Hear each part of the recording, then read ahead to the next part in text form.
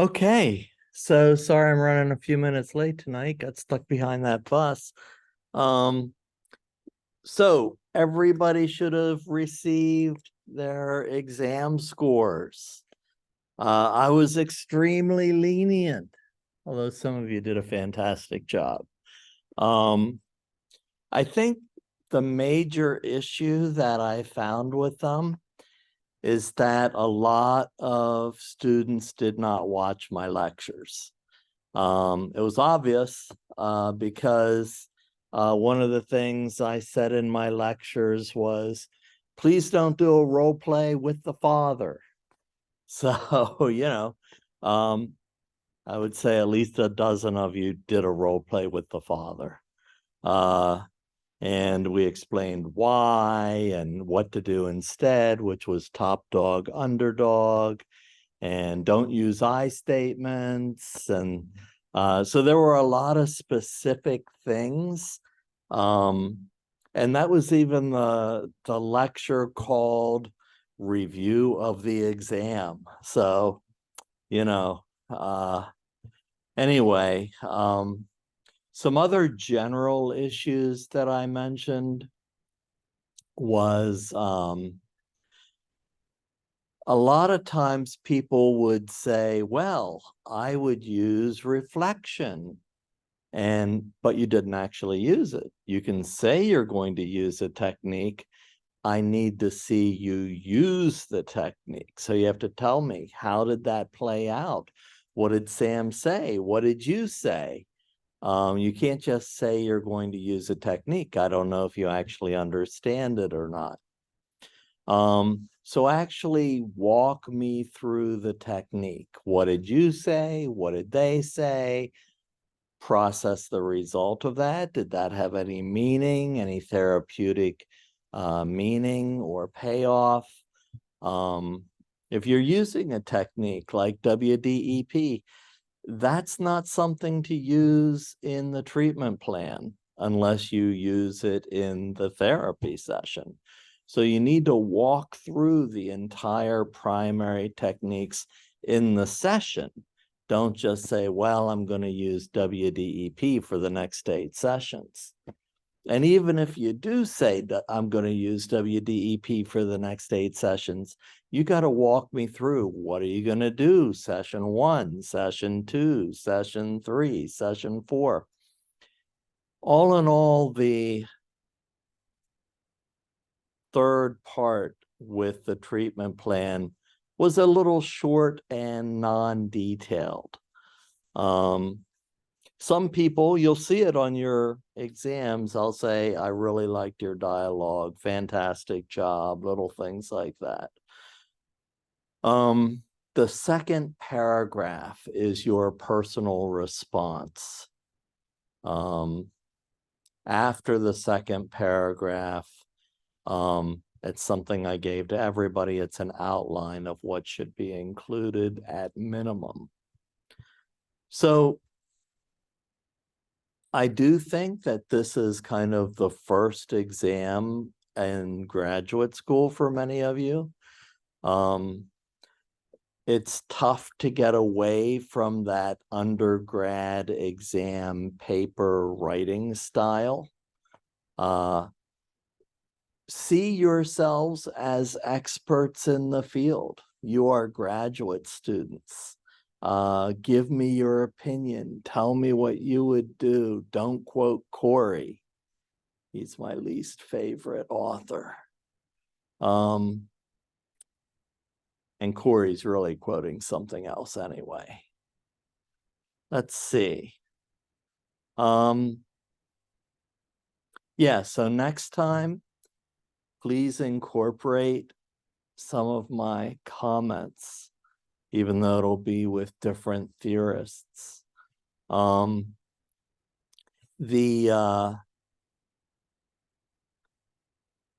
can already practice for the next exam because it's going to be the same case study. It's just going to be different theories. So next time we'll use REBT, which we're going over tonight. We're going to use feminist. And I'm not sure about the third one. Maybe family systems, maybe not, but at least you got two of them that you could already work on. You could have your exam completed before I even hand it out. All right. There were some really good exams, especially when you played out dialogue and used the techniques in the dialogue, kept the past, present, and future separated appropriately, focused on the inner workings of Sam and how these issues were affecting his present day life. You don't need to bring his past into the session. You analyze the past, then you have a session about the present day.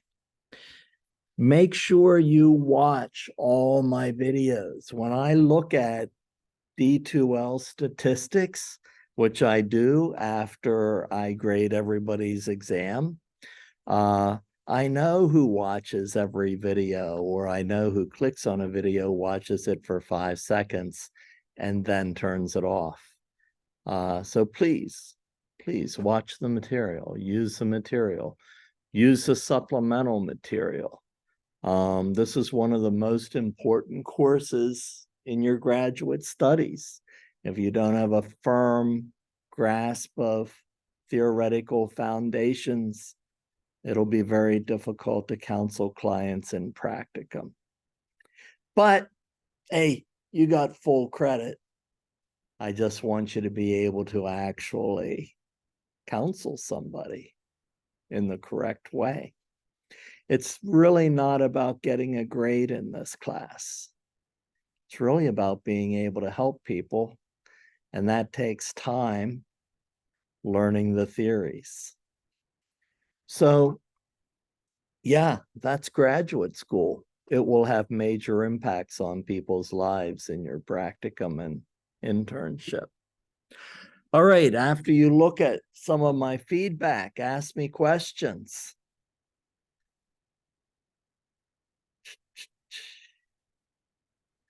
Crickets. Hi. It's Mariana. I wanted to review, because I did watch the exam instructions and I still had this role play with the dad, which means that I guess it didn't stick or something. Can we just go over why that's not a good idea in this context? So a role play with the father is basically just venting anger. Anger is a secondary emotion. That should be addressed in the case study. The case study is the past. The Okay. session is the present. And so I want to know how all of this is affecting his present day life. So he actually incorporated those feelings of rejection internally. And so now he doesn't really accept himself for who he is. So instead of talking to the dad, which is, I'm just going to get angry and vent, tell him what I think of him, that's not going to help at all. So what I'm going to do is I'm going to look at the two parts of my personality, the part that, is happy with myself and accepts myself, and I want to be, a paleontologist, and I want to have a positive relationship. And then there's kind of like this critical inner voice that I learned from my family, but now it's my voice. And it's like, oh, you can't do that. You'll never be successful. Nobody's going to accept you for who you truly are. Why don't you, be something else? And that's the role play. Mm-hmm. That's Okay. Yeah, that called makes sense. top dog, underdog. Yeah, there's a famous play called Top Dog Underdog, actually. Fun fact. Probably It's got about it the from same. Pearls. It's two brothers. And their parents named them Booth and Lincoln. Oh, perfect. Did Lincoln die in a theater? At the end, Booth shoots Lincoln, even though their names were a joke. So There you go. can't escape our names or something. Yeah. All right, good question. What else? Good. I'm not sure how much, I forget how much we were talking about dialogue going over the example before. But I have a hard time with thinking of how to incorporate that into the exam, I guess. Like I can't think of like how to put it into exam other than like almost like a script. Well, you can do it a number of different ways. So some people wrote a paragraph and then they used a dialogue as an example. You know, he said this, they said this, you know, or it was all within a paragraph. And then Rogers used the technique of reflection. When Sam said, I feel as though I'm lost and am experiencing a life without meaning, Pearls replied, oh, you're feeling lost and you're seeking for meaning in your life. So you kind of have, you can't just say, I use reflection. You have to demonstrate how you use reflection, how you use any of the techniques. What else?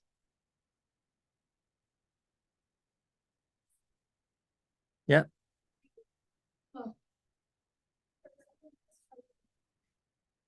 thing I think I struggled with the most is like the first question or the first portion of the exam, which was like where you were looking at the past. I have like confusion on how to make each paragraph for each theorist like different. Do you know what I mean? Like, Yeah. I noticed that. I think a lot of people struggled with making that first paragraph different because it's the same case. And so the way to make that different is through the terminology of the theory. So if we use Gestalt, we can talk about, oh, you know, he reached an impasse and was stuck in the first layer of his personality because at this age, his father was not accepting him as he was.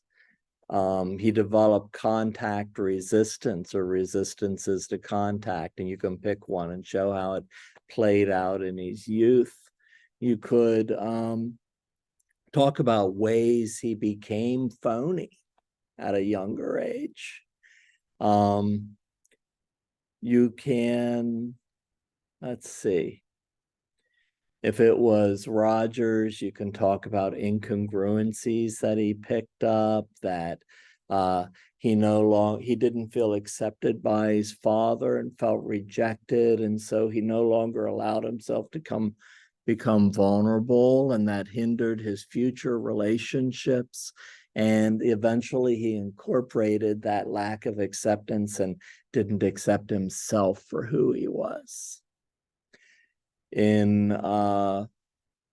With WDEP and Glasser, basically he started making wrong choices or unhealthy choices as a youth so that he might be accepted and fit in. And yet, by the time he was an adult, those choices weren't working out for him. So he has to identify what poor choices were being made that were keeping him away from his ideal self and his quality world, and help him to make new positive, healthy choices that would bring him closer to his quality world and his basic needs, which would be finding a relationship and meaning. So that's kind of what got him to where he's at as an adult. And the only way to differentiate it is to kind of describe it in the context of the theory.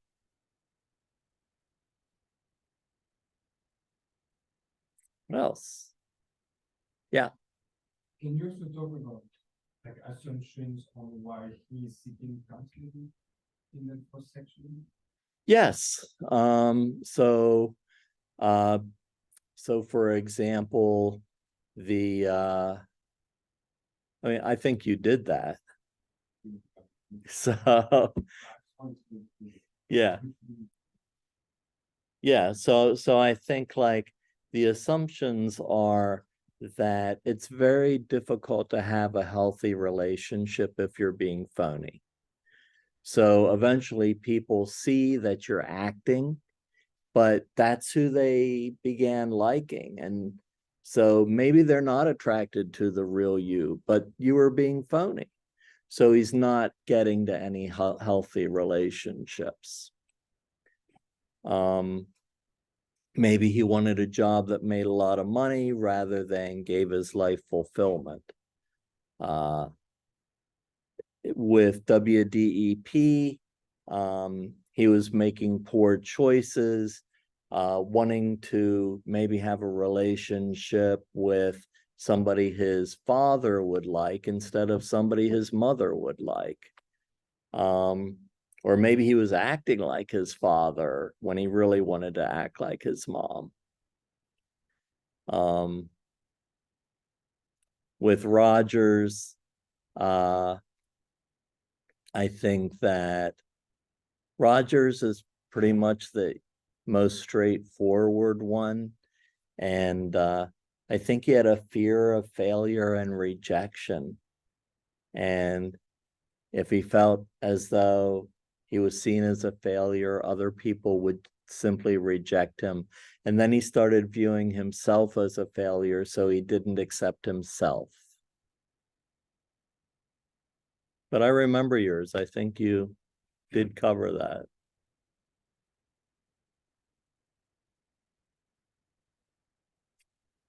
Online. Other questions? The good news is, I think that even though I can tell you how to do things better, I would have asked you to rewrite the answers if I thought you didn't understand the theory. So the good news is, I think you did understand the basic theory. I think now it's just a matter of fine-tuning it and refining it. But if I really thought you didn't understand the theory, I would just have you redo the exam and hand it in again. So I do think everybody in the class did have a basic understanding of the theory. So that's good. It's just nuances. All right.